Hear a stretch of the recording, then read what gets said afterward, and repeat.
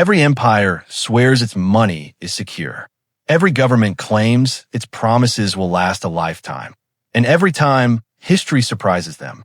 From Rome to France, from the Confederacy to modern Lebanon, people have woken up to find their savings devalued, their wages rendered meaningless, and their future stolen by systems they believed were solid.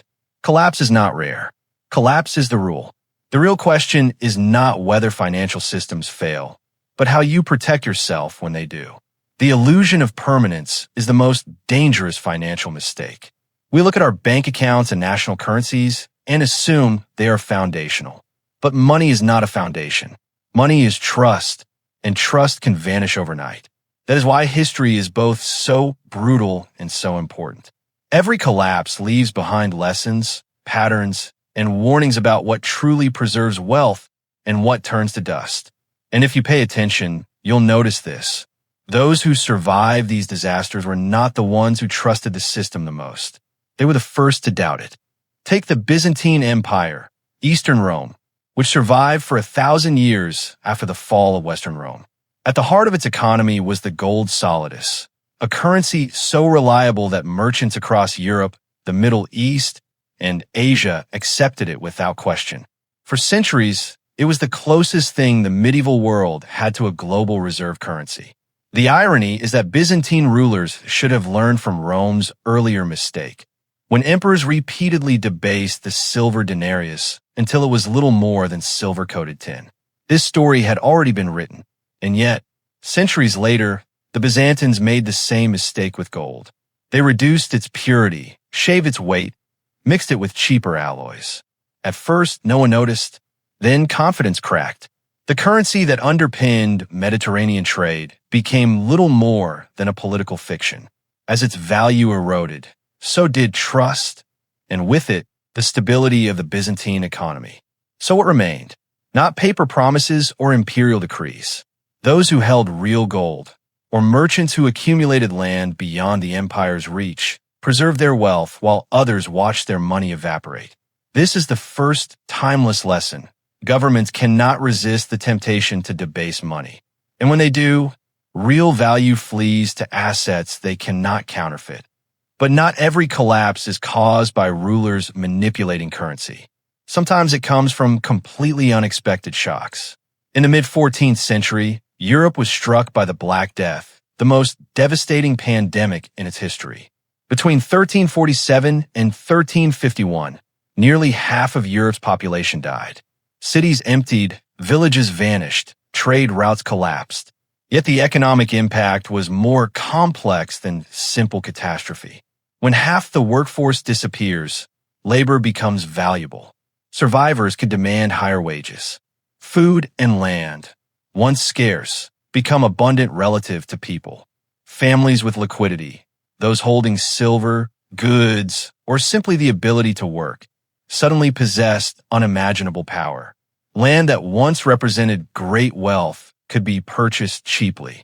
Homes stood abandoned, fields lay unplowed, and a buyer's market emerged. If this feels disturbingly familiar, that's no accident. We saw a modern version during the COVID pandemic. Supply chains collapsed, governments printed trillions to keep the system afloat, and a massive wave of inequality followed. Those with liquidity bought assets, while people living paycheck to paycheck fell further behind. In the United States, housing prices soared, stock markets rebounded quickly, while millions struggled just to pay rent. The rhyme is clear. Pandemics redistribute wealth. Always. Survivors of the Black Death use scarcity to climb the social ladder. Those who emerged from COVID with liquidity accumulated property, stocks, and businesses others could no longer hold on to. The lesson is uncomfortable but true. Crises reward those with reserves and punish those without. Fail can fall like dominoes. In the 1340s, Florence was Europe's financial center. Powerful banks like the Bardi and Peruzzi had extended massive loans to England's King Edward III, who was financing wars with France. When Edward defaulted, the banks collapsed. Depositors were ruined. Trade froze. Florence descended into chaos. The public learned the hard way that size is not safety and reputation is not protection. The banking collapse of Renaissance Florence teaches another lesson. Institutions deemed too big to. This lesson repeats every century, from Florence to Lehman Brothers, from 2008 to the Lebanese banking crisis of 2019. Institutions do not prioritize your survival. They prioritize their profits. And when they fall, they take your savings with them. The American Civil War was also a massive financial collapse. Both the North and the South financed the war by printing money. The North issued greenbacks. The South printed graybacks. Inflation destroyed purchasing power. In the Confederacy, prices rose by thousands of %. Wages could no longer buy bread. Paper money died. What held value were real assets. Land, food, gold. This was a monetary collapse in American history, one that is rarely discussed. The French Revolution teaches the same lesson. Paper assignats were printed in excess. Inflation exploded. Farmers refused to accept paper money. Bread riots returned. The winners were those who held gold, food, and property.